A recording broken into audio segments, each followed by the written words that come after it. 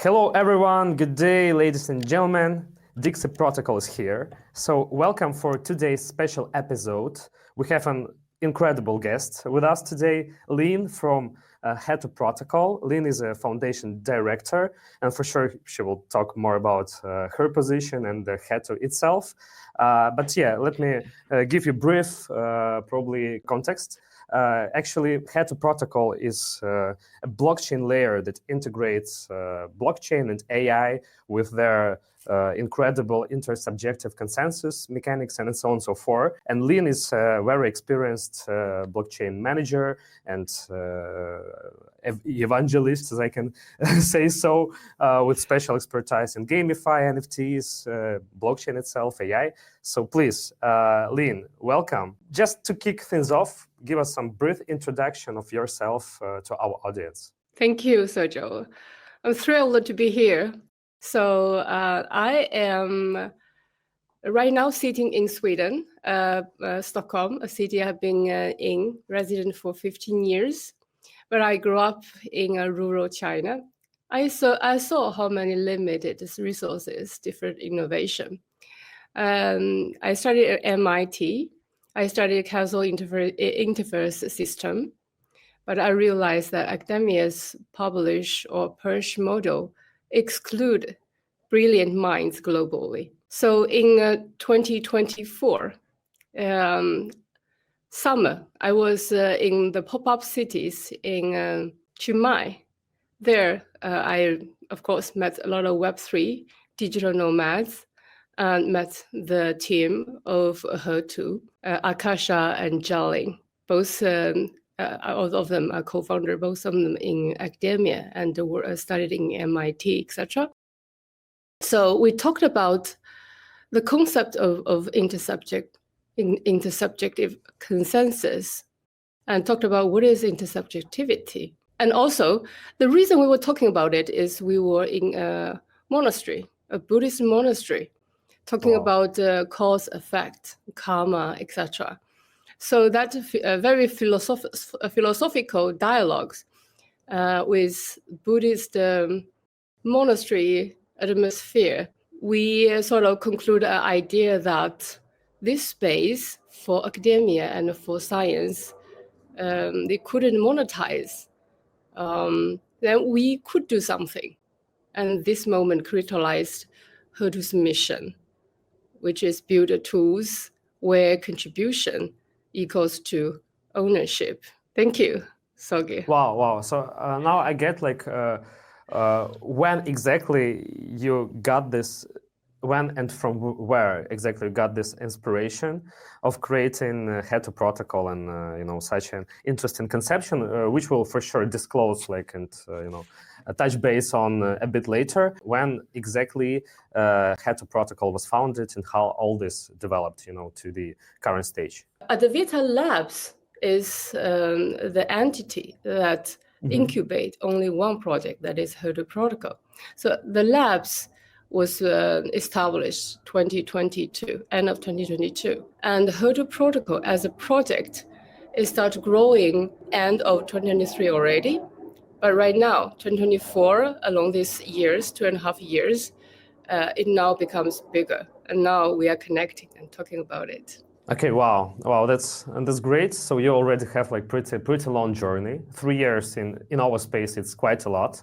Space is very boiling, very fast developing. So can you tell us more about what is the intersubjective consensus that you are developing? How does it work? What is the core of this idea? Okay, right now we know from where this inspiration is coming, but how you envision this direction and how it will actually reform the space where we are working in. First, we'll talk about Hetu. What is Hetu? Hetu in Sanskrit is for a universal cause, the fitting, right? And what is intersubjectivity? Intersubjective consensus, that sounds very, very philosophical and also sometimes can be suspected as very industrial terms. Traditional blockchain uses objective consensus, for example, POW. But science thrives on shared understanding. let's play some, let's just dive in about the word. Let's say if I go to a library, would like to borrow a book, and I can use a keyword, for example, the serial number or the title of the book. And then the AI can trace back to the serial number and get me that book. That's very precise, accurate. So then, but what if I go to the library, I ask, so what is the most interesting science fiction? I would like to get that piece. And the most interesting is very subjective. It's not objective. Then what is intersubjective?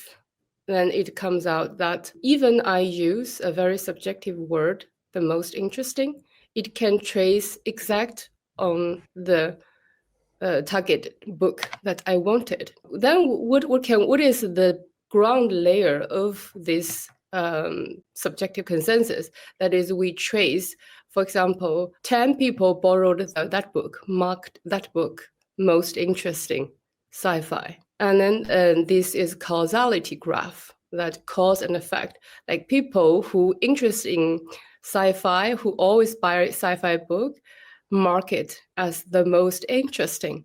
So then made the request become objective.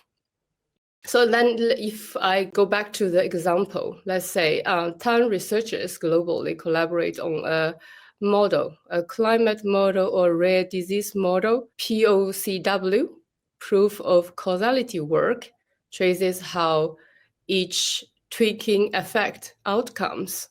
The intersubjective consensus validates why edited matter, not just that it occurs. So it's human AI collaboration at scale, merging logic with collective wisdom. So that is precisely intersubjective consensus. Wow, wow, I love makes that. Sense. It makes a lot of sense. I totally love that. I think it's like, some switch of scale of parameters which we encounter in the formula of decision-making, formula of collaboration, whatever programmability we built on the blockchain. It sounds very logical to me, but can you tell us more how exactly you are ensuring to bring this level of intersubjectivity to the blockchain? Let us not dive too deep in tech, but how you actually build this in your algorithms. Make it a little bit simple to non-tech audience, but still with tech fusion. Then I would rather use analogies. So imagine GitHub plus Ethereum plus AI fairness watchdog. The ground layer of Hetu Protocol is, as we said, it's model graphs. It's like a blockchain family tree for AI models, proving who contributed what, while POCW, proof of causality work, rewards you based on actual impact, not just activity. And the speed, 160K TPS, layer 2, that can handle massive data sets. For example, genomics. So they handle this massive data set at near zero cost. So if we simplify it, then we make open source science profitable and fair, and solve the challenge of open source community that always have problem of monetization. Like people working in GitHub contribute and give impact, they also supposed to get paid. Okay, blockchain stands for programmability of everything, and you have your powerful L2 to ensure scalability and for sure cheap level of transactions, while you also use AI to have this reputation, let's say, ruthless picking model that actually measures the impact of A, B, C and refers it to the blockchain, right? Exactly. There's different ways of looking at it, but what you describe is the linear way of how it works in a linear way.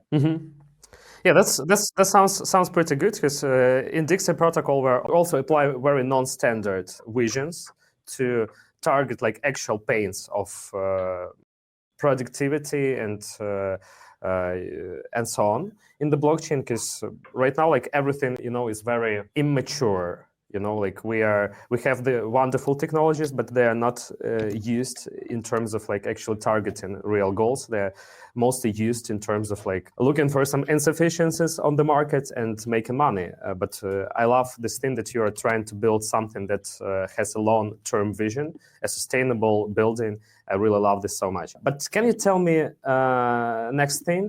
How do you think does this approach that you are actually building resonate with the broader market? Do you think the market is ready for that? Do you think you have a real time application to this technology? And how actually you are working right now, as you told us, like with the scientists and so on and so forth? Do you have actual use cases? And what is your vision for that?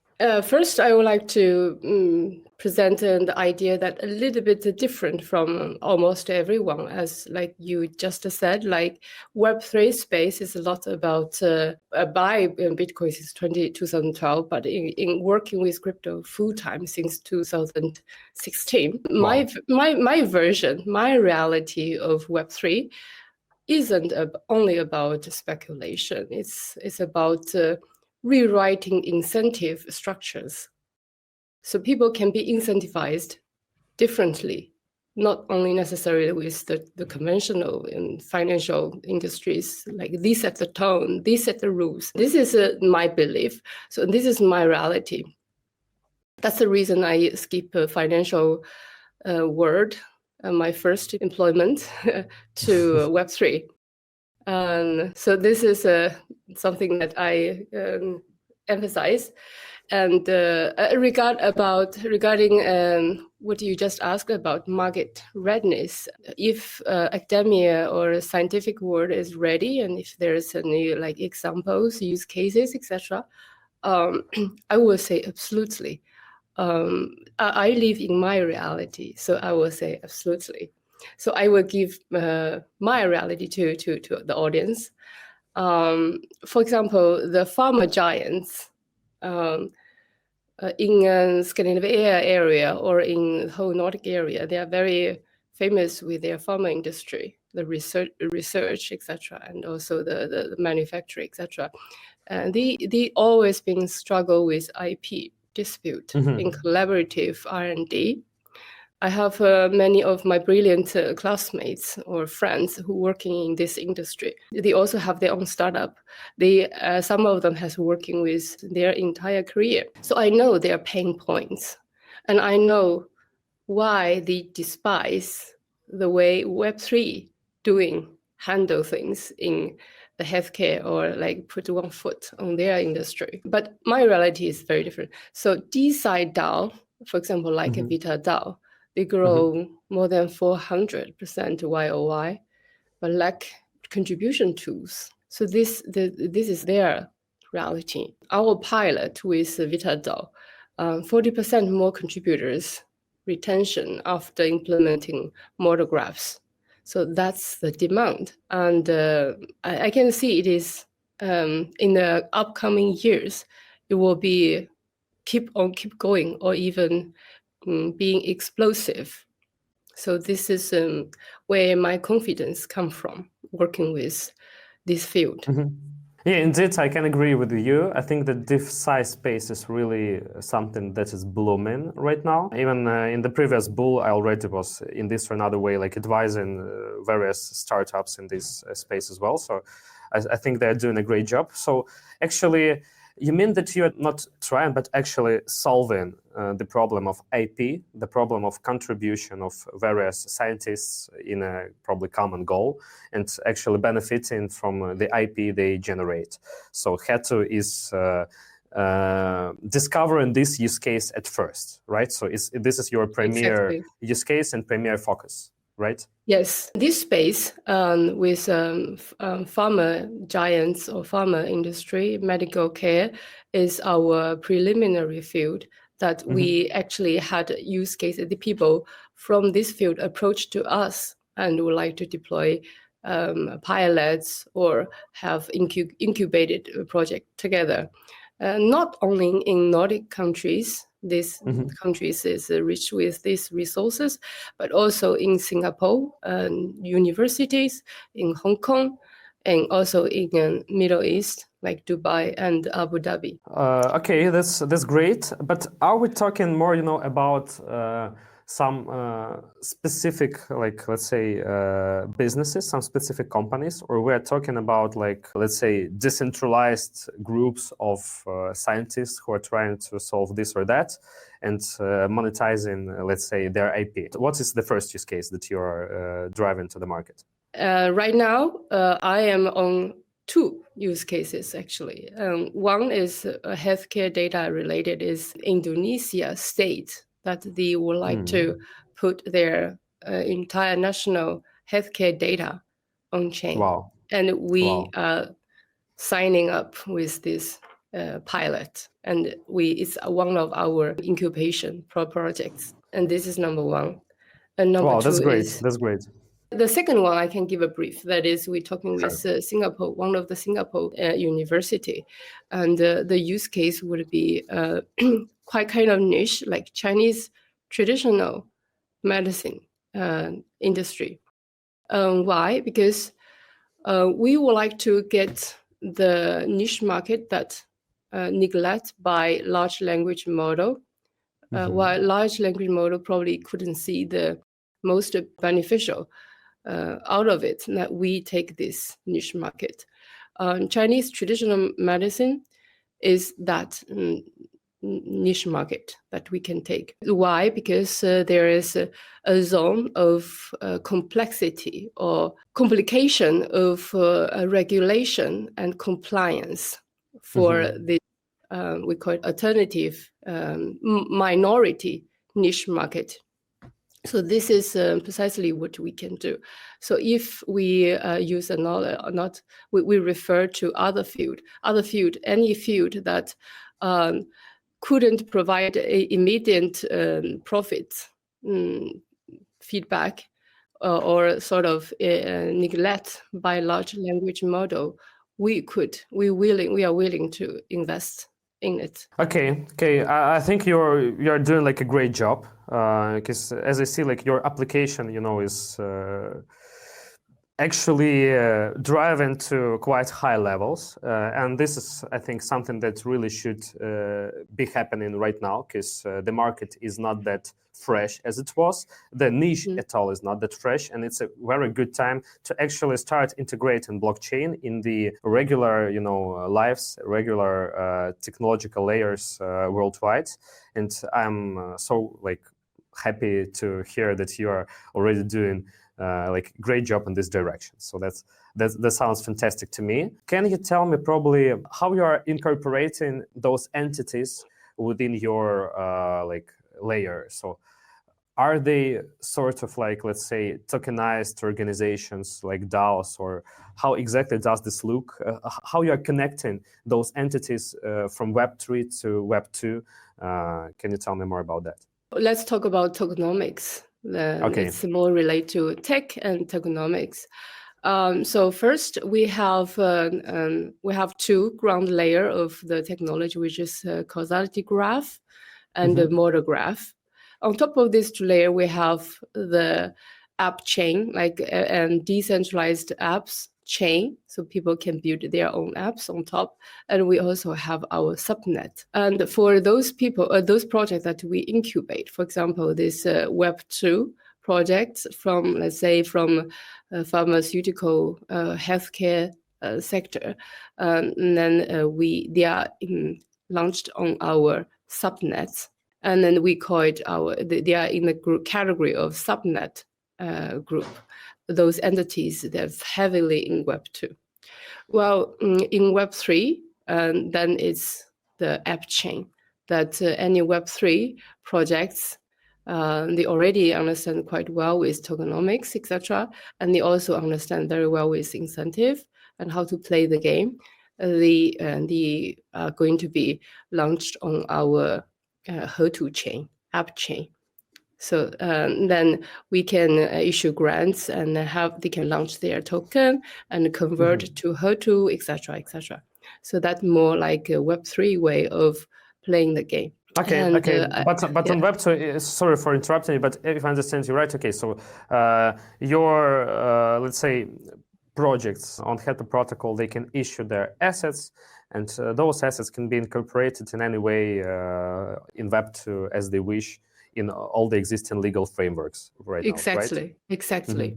Let's say if our audience, we have currently we have our product as mentioned in the website. It's called AI for Science OS. Let's take that product for example. AI for Science OS as a product, it mainly target to citizens and scientists, researchers, and institutions.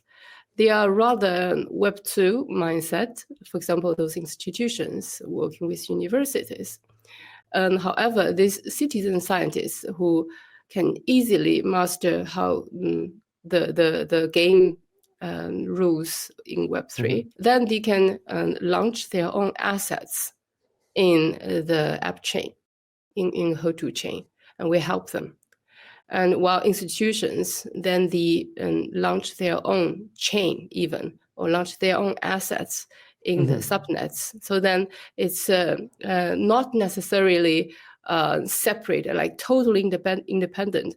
They act like independent silo, but they do interact with each other. If I understand you right, it's something like parachains, like Polkadot, Kusama. It's something like this direction of technologies, right? A little bit like a move from the beginning. Okay, the language, the technical side, like move, yeah.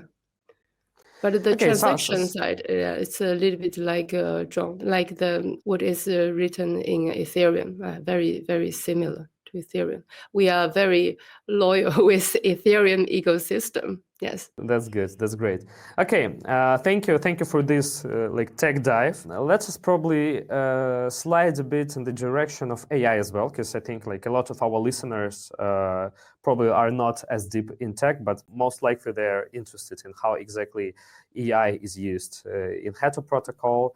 For sure, like everyone is right now like looking at what's going on in the market, what people are building. So can you tell us like more? Because in your white paper, actually, you say that leveraging Hetu Protocol, we could design a decentralized AI agent workflow network. It's like a quote. Can you walk us through a real-world example of how such a network could be organized, using the Hetu Protocol?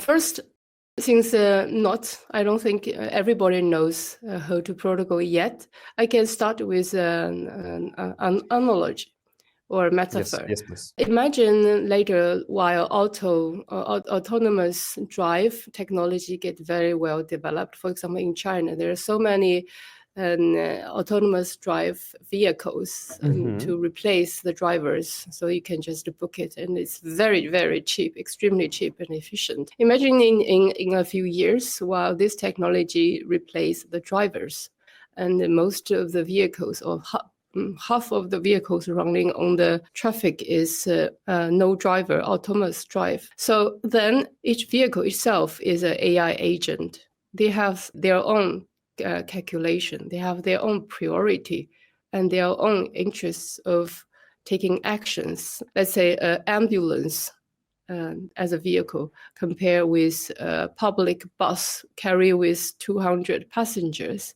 and compare with a private car or like sport car.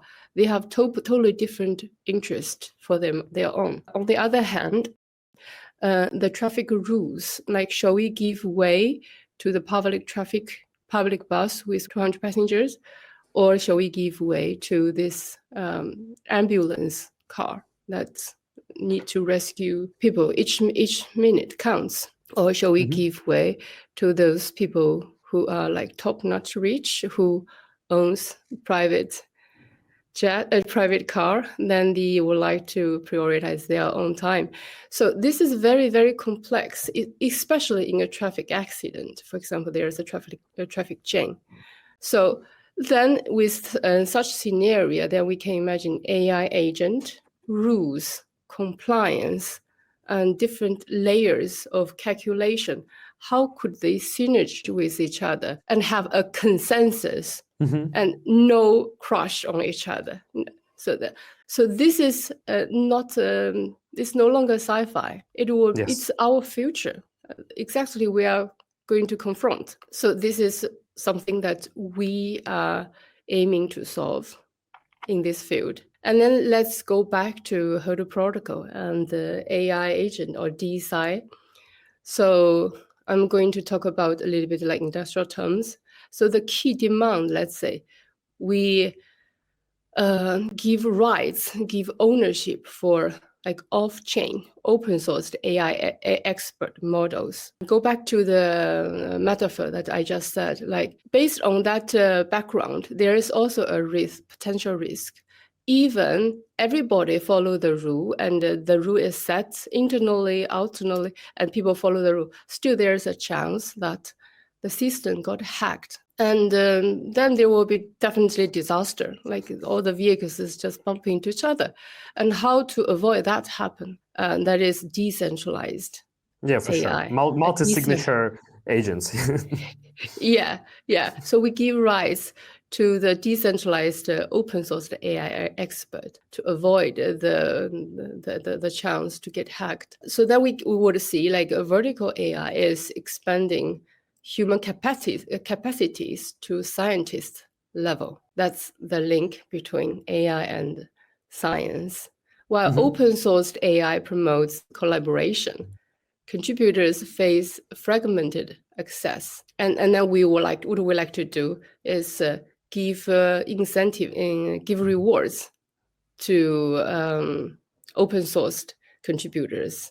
So off-chain AI contributors, and such people acting like coders in GitHub, hackers in GitHub, they can remain this under incentivized and then they can have better governance. This is the de-governance field that we would like to solve. That's the reason we are in this DeSci field and DAI field. Yeah, that sounds great to me. So, because it's actually also a part of my vision, and as I see something that you're trying to highlight right now, that we're shifting towards sort of like programmable economy, where we have like the AI, which is actually automating processes, while blockchain can actually program those processes, so we can make it very predictable on blockchain. Using smart contracts, we can ensure that everything is programmable, everything is just transparent and accountable due to the blockchain, while AI is automating all those processes.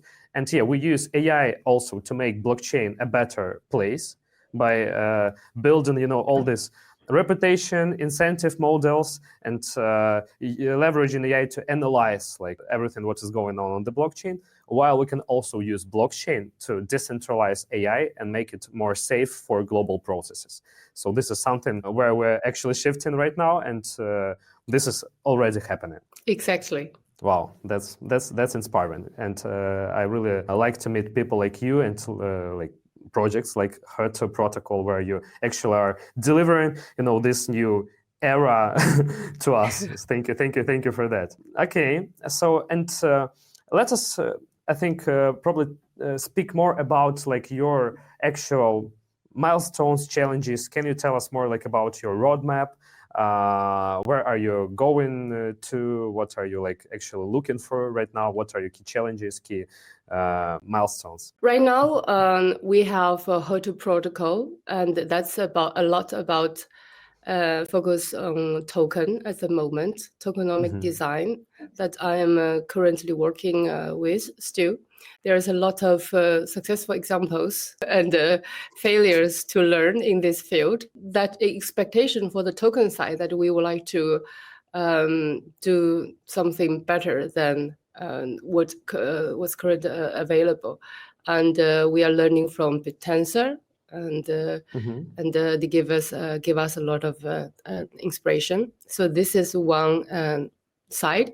On the other side, AI for Science OS as a product, we do have a roadmap. That product has better clarity than the token side, because token side has more unpredicted facts from the market. It's quite market driven. The audience can change a lot. So AI for science, that we can say, we can really talk about the roadmap. Yes, so please. then Yes. Yeah. So then we probably would like to have a 4 phase. The first phase is about core infrastructure and MVP. It's that we would like to achieve technical milestones and also business milestones. Technical milestones would be like testnet launch, subnet operator SDK succeed, a mainnet causality graph, subnet causality graph, this version come out and running. Business milestone would be like core economic models and, for example, white paper. So then the audience, our targeted audience, scientists, researchers, institutions could understand that what AI for Science OS as a product, what they want to do. While Hetu as a token is more like receptive, like this is what we have, and you do what you would like to do. And so it's more less masculine than AI for Science OS as a product. So phase 2 for AI for Science OS is like testnet expansion and future hardening. Technical milestone is like public testnet and public chain. And also all these basic main key start running. A business milestone is about the onboarding pilot subnets. Those Indonesia healthcare national data and also Chinese traditional medicine research and onboarding this project on and have legitimate or substantial progress with these pilot projects. So that's phase 2. We also need to talk about time, right? That we expect to have this achievement at the end of or Q4 of 2025, which is this year. For next year, we hope we have ecosystem seeding and mainnet launching, like legitimate data running on this mainnet, and it doesn't break and doesn't bring disappointment. This is our goal. And the last phase would be post-launch and growth, so decentralization.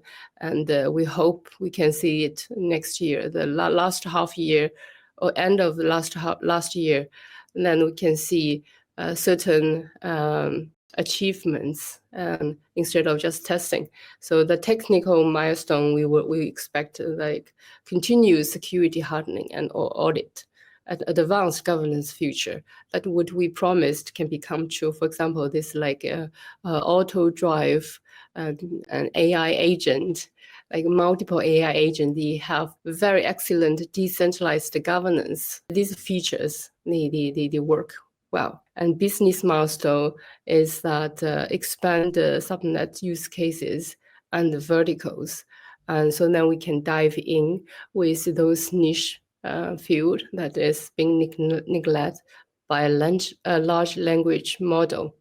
And we keep refining economic models based on live network data and governance. End of next year that we will wish to see. Wow, I really like projects which actually have like pretty extensive roadmap, like for 2 years. So I really feel like a strong vision and consistency. So it's not like about looking for some occasional value on the bull market. It's more about like sustainable development. I really love those priorities and those values at all. For summary, so our listeners and me personally, we can try something on Hetu, like in the testnet till the end of this year. So you're launching testnet like in the end of this year, right? Yes. The testnet has been launched the beginning of this year, and there are multiple projects testing on it. And for audience, you are welcome to test it. And like this afternoon, within like after 3 hours, I will host the hackathon. And also related, you can earn grants and just play around, please join us. That's nice. So I think we'll leave all the links below, so our listeners can go and see like what they can do there. Can you tell us more then like about the grant programs or any specific onboarding programs, like for both like retail or B2B listeners? How can they exactly like interconnect with the Hetu? What do you have right now like to onboard like those people? I'm going to give a mentorship on a DeSci project called Cancel DAO. And the researchers in working institution, and they are professors, some of them. So then I'm going to help them with their tokenomics design. This is the current case this afternoon. And for other cases, you're talking about grants, right? Like the price of the grants? Any programs. Let's divide, like, let's say first like the programs for projects who are thinking of building something on Hetu probably further, or who are just looking for some sort of partnerships, like partnerships with you. And the second question is about like community. Like what do you have any programs how people who are not like actually don't have any value in terms of like business or not building their project, how can they contribute to the Hetu on this stage? Do you have anything for them right now? Two areas. One is the Hetu team at Vita, our labs, what we can do together.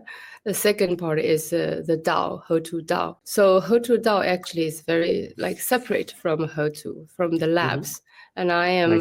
We have a group called a Hetu core team, the DAO, and we have people everywhere in that DAO. And if people like to join that DAO and discuss, and have interests to join the DAO to discuss, or like this not very specific ideas, then we can join the Hetu DAO. For people who already got their idea and would like to nail it down, and then you're welcome to talk with Hetu, the labs, our team. So the labs, we provide 4 different levels of support. The first is, we all call it incubation, and it would be running on our subnet, or just be one of our subnets. So then we have like deep involvement, that we not only support the team and bring engineer, have people allocate to your team, but also invest. We have our VC arms, invest your projects. This is the deepest one. And of course, we take some shares because it's another separate company. And for the least involvement would be that we provide strategic advice, and we are not going to be super involved or like intervene with any decision or direction even. We just purely be receptive and more talking with the token side, and the test out, play around with the subnet, etc. That's the least. And there are also 2 in the middle.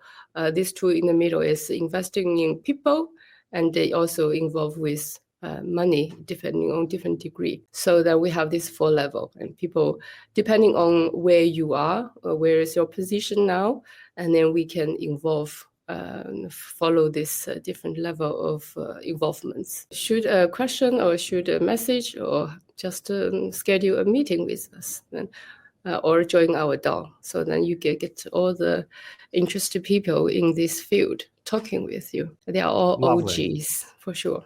Lovely. I think you're very open to the world. So yeah, we'll ensure that all the links that you will refer for the community, we'll leave them like under this video. So yeah, so people can join and see how they can contribute to Hetu.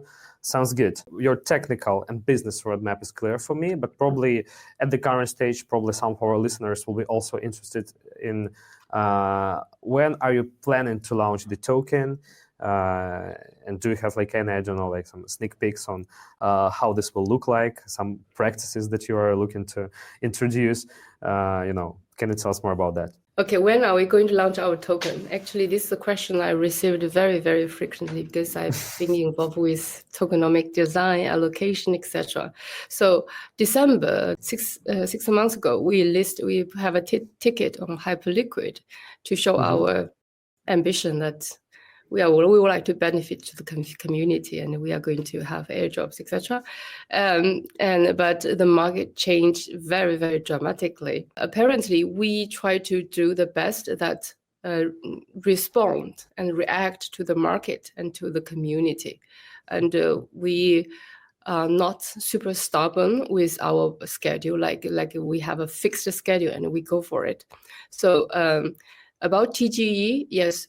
We also wish, hola to mana, we also wish we could do it as soon as possible.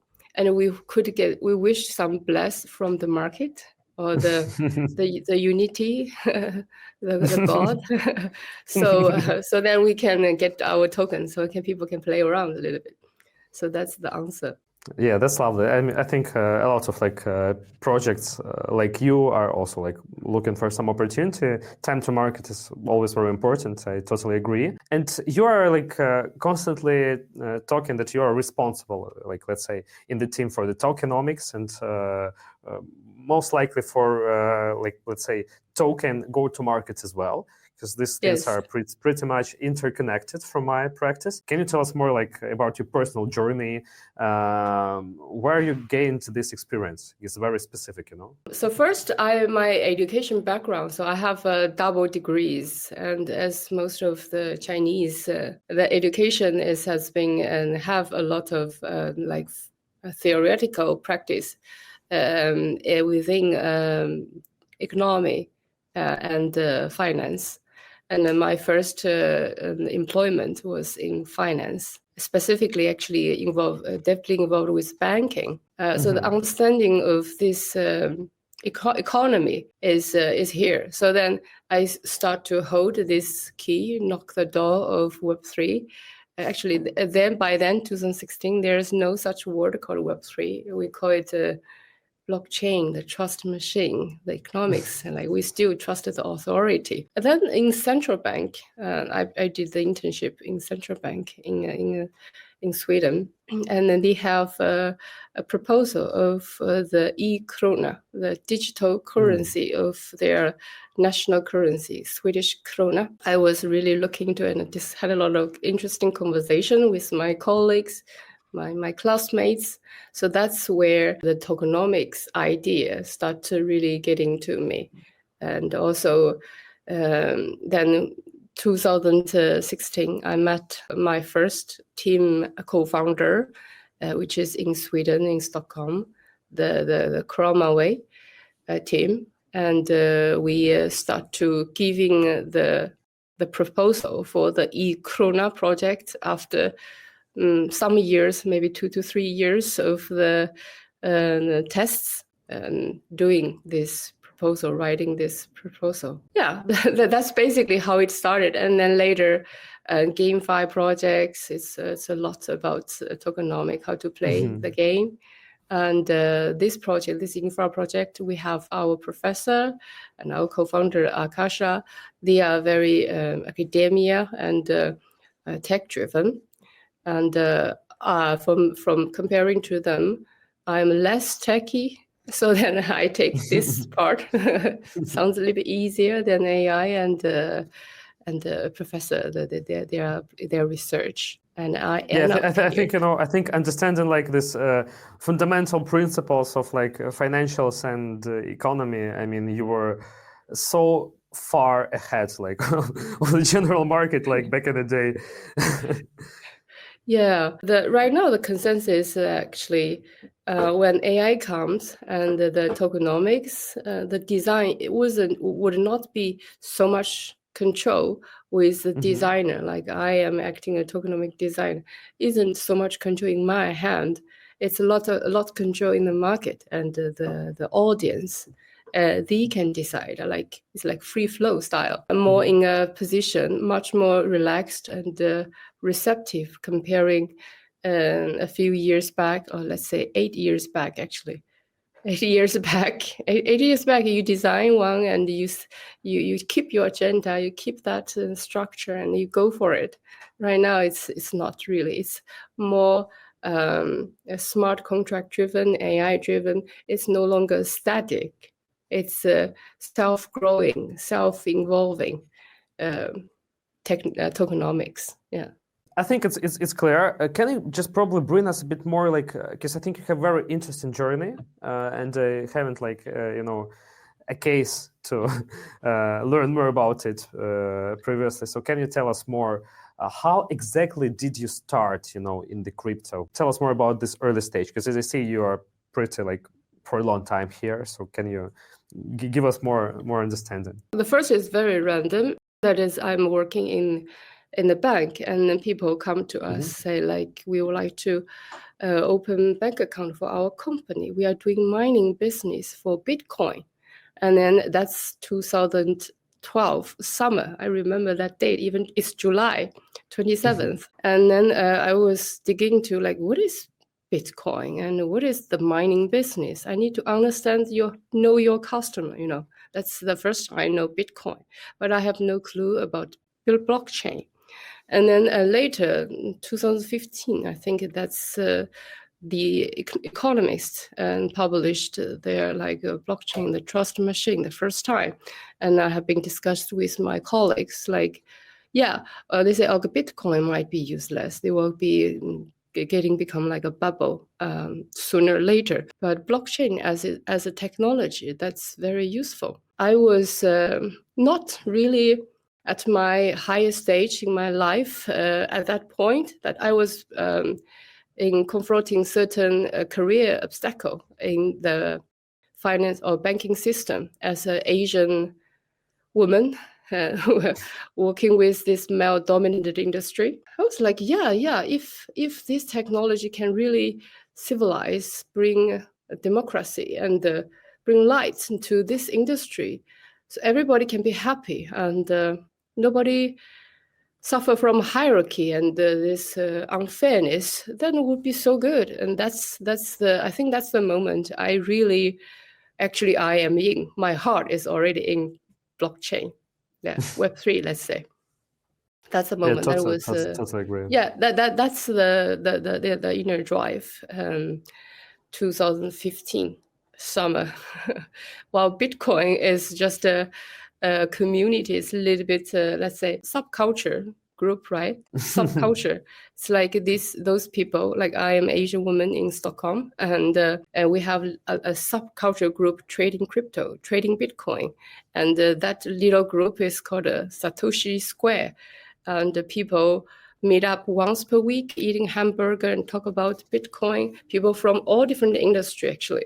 And then we trade Bitcoin as a drug dealer. I have some cash. Do you want to sell some Bitcoin? And then we that's lovely. that is much early, but it wasn't really something bring me into Web3 industry and working for it. Nice. That's a nice story. And what do you think right now? Because obviously a lot of people, me too, we're thinking more about blockchain as a technology. Me personally also was working with the development mostly from this perspective. So I also believe more in technology as in the Bitcoin and thinking of it as a bubble. But what do you think right now? Do you still think that Bitcoin is a bubble, or do you think it is actually shifting more in the new digital sort of gold? Actually, from very beginning, 2012, I've been asking the same question. And my friends who is professor or PhD, they're very intelligent. They keep ask one question, which I think is really stupid. Why does such brilliant head asking such obvious questions? I don't understand. So they ask me do you think Bitcoin will die? Or do you think how long will Bitcoin do you think Bitcoin will success? Everything has its own time. They come when the time is right, and the going prosperity when it's right timing. And my conclusion to Bitcoin is right now it's go to their teenage or even a little bit senior at time. Previous 11 years was childhood and adolescence. Eventually, it will be replaced by other technology, and they are going to fade in history. But right now, where Bitcoin is now, I think it's still not middle age yet. Still, it's still somewhere early, yeah. quite high. Yeah, quite high up. Yeah, maybe if comparing a human cycle, maybe 25 to 30. I don't know. Different people have different 25 to 30s, right? I love this metaphor, yeah. Yeah, Bitcoin will be replaced by something else sooner or later. Yeah, still Bitcoin right now can adapt. Bitcoin can adapt to the new challenges. But yeah, I totally agree with you. Like probably shifting more to some sort of questions that could be sound interesting for our audience. What do you think? What are your expectations to the current actually cycle on the market? I totally understand that like making predictions or something like that, it's not the thing that we really like to do. But your personal opinion, what do you think will achieve as a market, like in terms of capitalization, as a Bitcoin in terms of price on the current stage, on the current cycle? Actually, this answer have been changed. My previous answer to Bitcoin is no change. Like it will fade eventually, but everything has its own circle. This hasn't changed along the year. This have been changed. If go back 5 years ago, I would convince everybody, buy Bitcoin. Keep calm, buy Bitcoin. COVID is okay. Keep calm, just buy Bitcoin. Right now, I would say that I actually don't have any opinion. Why? Because everybody's relationship with Bitcoin is very, very different. Like my reality, which is super true to me, doesn't mean it's true to others.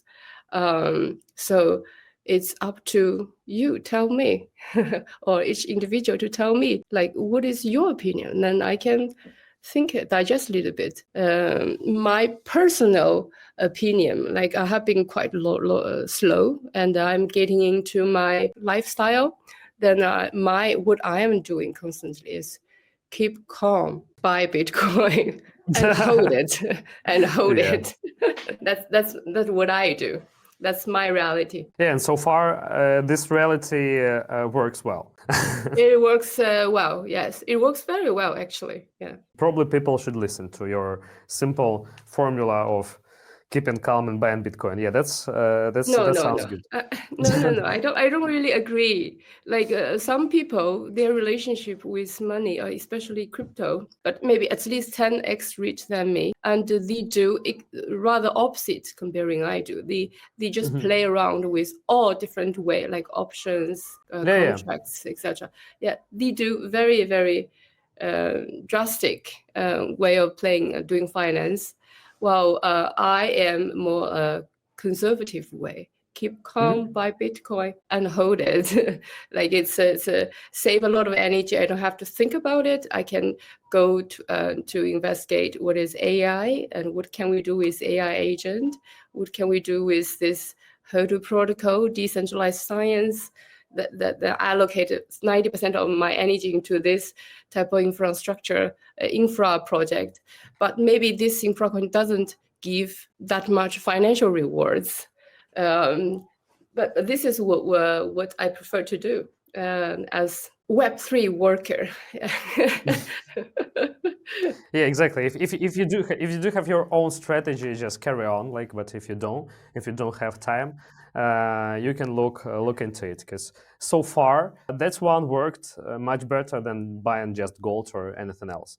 So so far it works. Yeah, so far it works for me. Do you have any other ideas what else will happen on this actual market cycle? Because we see that things are shifting a bit. It's not like something that we could expect it, probably leaning on the previous bull specifically. Something is changing, something is shifting. Of course, much more regulation is coming. Government right now is much more attentive. And sometimes in pretty positive ways, as we see from the US government specifically and so on. What do you think will be different to the previous market cycle on this specific one? You're still talking about the financial side, right? At all. Any regulational, financial, conceptual, whatever you feel comfortable and interesting to talk about. Yeah, I think the world is getting very interesting, especially what's happening in X. People's people like having this kind of entertainment from X every day about Web3 everywhere. Eventually, in this field, like how we experience already, like Web3 is become more and more Web2, become a new normal. And then eventually certain privilege of Web3 people, like what I enjoyed before, the freedom, the different privilege has been changed and they turned into certain stability, which is very close to Web 2. This is my personal experience and how we OG community had a similar consensus. While external world, they have different sayings. 90% of the sayings that's popular in X is very temporary, I would say. And I wouldn't say this round is more different, so much different comparing last round. It will go down when the time comes, meaning that the 4-time circle. I wouldn't expect it will go beyond the 4-year circle, like acting something really, really, really different. I wouldn't expect that. And so still, I'm a very conservative, like a calculated, focus on the facts kind of person, conservative side. So that's my personal observation and opinion. Not a that makes a lot of sense to me. But what do you think? Like, 'cause it's a pretty popular opinion, probably not like in any circles, but in some specific circles, which I am like in this or another way interconnected with. It's a popular opinion that this is like sort of a final round. I mean, a lot of people are talking about that final round when like the market will be finally pretty well regulated, and it will be more like, for sure, like more capital will inflow. It will be more stable, more liquid, and by so for sure less volatile, more regulated, and it's some sort of like the last round where like we will see endless access on various like altcoins and so on and so forth, and then like probably market will be more like stocks. What do you think about that? I think that's this opinion is quite perceptive. It's like the few, like they draw such conclusion based on their perception. Yes. The facts might not necessarily the same. It is true that it feels that it is in this area no longer the same privilege as 10 years ago or 6 years ago, let's say, two circle ago. But does it mean that there's not so many excitement ongoing? No, it's not true. The projects that's running in this current time is more legitimate and solid. And people working in this field, they are no longer driven by the opportunity only. They are very, very knowledgeable and experienced and know what they do and intelligent.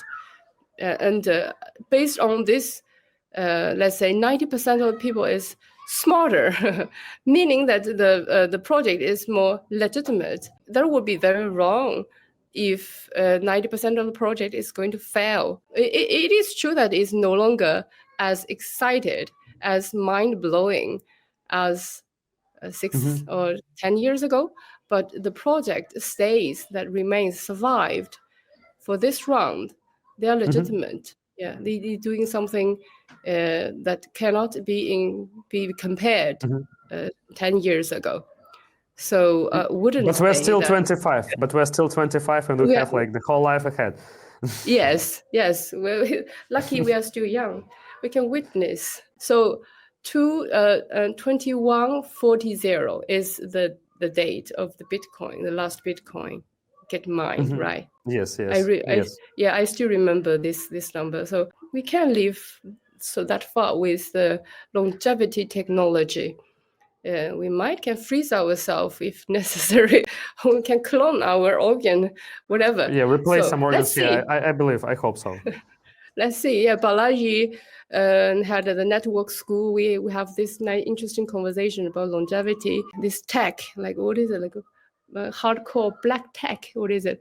Yeah, we talk about this all the time. It doesn't sound very far from us. And Yeah, because most likely, again. because you see that we're like even like Sam Altman and other guys like are telling like quite frequently right now that we are a few years from the actual singularity of technology. So yeah, most likely, and fortunately, we have like you and Hetu Protocol who are actually leveraging this DeSci. Hopefully, we will like witness this final Bitcoin. Hopefully, I really will wish I could see that day. Or otherwise, I can upload all my memory in the cloud. If I let it go, the physical body, but the spirits in forms of digital cloud, digital smart, digital intelligence, still sustain until 2140. In 2002. metaverse. Yeah, that would be another alternative of witness this Bitcoin thing. Still sounds good. Sounds good to me. Maybe Okay, at least we have like at least we have a variety. Yeah. Sci-fi. We have a variety of things. Yeah, I like to have options. That sounds good to me. That's definitely an option. I think it's kind of affordable option, right? Yeah. Even now it's pretty affordable. Okay, so I think it was wonderful talk. I really found a lot of interesting angles of how can I look at different things today. Thank you for that. Do you have some sort of final message that you can probably share with our audience, like anything you would like to say? Okay, my final message as actually everybody can be a scientist and contribute to the science. And I wish everybody participate in science and to make the science as open as Bitcoin, as impactful as Nobel Prize. And you are one of the science. You are the scientist in your heart. And I am. Yeah, that's my final message. That's great. Thank you for that. Thank you for sharing. So, ladies and gentlemen, thank you for listening us. We'll leave all the links that can be probably useful for you to contribute to Hetu Protocol. Thank you for the talk. It was lovely talking to you. Thank you. Very glad to be here and very happy to have this some 1 hour talk with you.